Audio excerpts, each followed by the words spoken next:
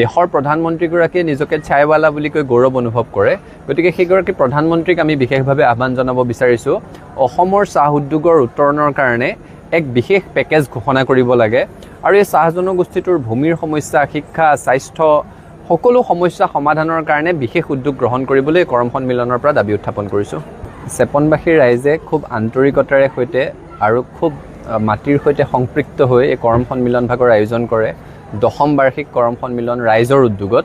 গতিকে ইয়াত আহি উপস্থিত হোৱাৰ এটা সুকীয়া অনুভৱ আৰু গভীৰ উপলব্ধিৰ সৈতে আজি ইয়াতো এই কথাটোৱে মই কৈছোঁ, চাহ জনগোষ্ঠীটোৱে আমি অসমত চাহ উদ্যোগৰ 200 বছৰ উদযাপন কৰি আছোঁ। চাহ জনগোষ্ঠীয়ে 200টা বছৰ ধৰি আমাক সাংস্কৃতিকভাৱে চহকী কৰি আছে। তেওঁলোকৰ বিভিন্ন সাংস্কৃতিক উপাদানেৰে সৈতে জাতিটোৰ বৰঘৰ চহকী হৈছে, ভাষিকভাৱে চহকী কৰি আছে। চাদ্ৰী ভাষাৰ জৰিয়তে কেৱল অসমতেই নহয়, বিহাৰ, উৰিষ্যা, ঝাৰখণ্ড, ছত্তীশগড়, ভাৰতবৰ্ষৰ বিভিন্ন প্ৰান্তৰ সৈতে আমাৰ সমিল মিলৰ এখন দুৱাৰ মুকলি কৰিছে। আৰু অৰ্থনৈতিকভাৱেতো ক'বই নালাগে, দেশৰ মুঠ চাহৰ 51% অসমে উৎপাদন কৰি আছোঁ।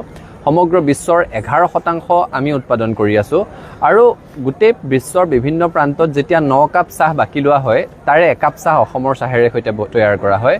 গতিকে তেনে প্ৰেক্ষাপটত এটা জনগোষ্ঠীয়ে ভাষিকভাৱে, সাংস্কৃতিকভাৱে, অৰ্থনৈতিকভাৱে অসমীয়া জাতিটোৰ বৰঘৰ চহকী কৰি আছে আৰু তাৰ পাছতো যদি তেওঁলোকে জীৱনৰ কিছুমান মৌলিক সমস্যাৰ সৈতে যুঁজিব লগা হৈ আছে, ভাল স্বাস্থ্য নাপায়, ভাল চিকিৎসা সেৱাৰ পৰা বঞ্চিত হৈ আছে, ভাল শিক্ষা ব্যৱস্থাৰ পৰা বঞ্চিত হৈ আছে, ভাল খোৱা পানীৰ পৰা বঞ্চিত হৈ আছে, উৰেতো জীৱন শ্ৰম কৰাৰ পাছত যদি জীৱনৰ শেষ কালছোৱাত PFৰ পইচাকেইটাৰ কাৰণে চৰকাৰৰ মুখলৈ বাট চাই থাকিব লগা হয়, তাতকৈ দুৰ্ভাগ্যজনক একো নাই।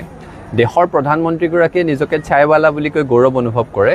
গতিকে সেইগৰাকী প্ৰধানমন্ত্ৰীক আমি বিশেষভাৱে আহ্বান জনাব বিচাৰিছোঁ, অসমৰ চাহ উদ্যোগৰ উত্তৰণৰ কাৰণে এক বিশেষ পেকেজ ঘোষণা কৰিব লাগে আৰু এই চাহ জনগোষ্ঠীটোৰ ভূমিৰ সমস্যা, শিক্ষা, স্বাস্থ্য সকলো সমস্যা সমাধানৰ কাৰণে বিশেষ উদ্যোগ গ্ৰহণ কৰিবলৈ কৰম সন্মিলনৰ পৰা দাবী উত্থাপন কৰিছোঁ। চাহ জনগোষ্ঠীটোৱে আমি অসমত চাহ উদ্যোগৰ 200 বছৰ উদযাপন কৰি আছোঁ। চাহ জনগোষ্ঠীয়ে 200টা বছৰ ধৰি আমাক সাংস্কৃতিকভাৱে চহকী কৰি আছে। তেওঁলোকৰ বিভিন্ন সাংস্কৃতিক উপাদানেৰে সৈতে জাতিটোৰ বৰঘৰ চহকী হৈছে, ভাষিকভাৱে চহকী কৰি আছে।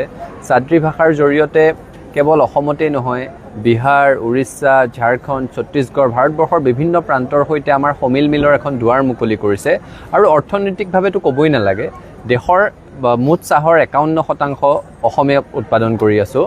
সমগ্ৰ বিশ্বৰ 11% আমি উৎপাদন কৰি আছোঁ আৰু গোটেই বিশ্বৰ বিভিন্ন প্ৰান্তত যেতিয়া 9 কাপ চাহ বাকি লোৱা হয়, তাৰে 1 কাপ চাহ অসমৰ চাহেৰে সৈতে তৈয়াৰ কৰা হয়।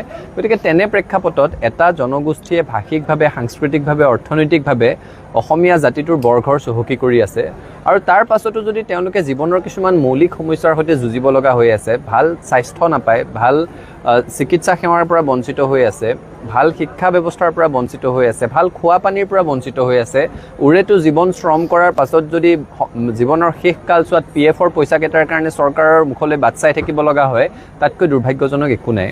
দেশৰ প্ৰধানমন্ত্ৰীগৰাকীয়ে নিজকে চায়ৱালা বুলি কৈ গৌৰৱ অনুভৱ কৰে।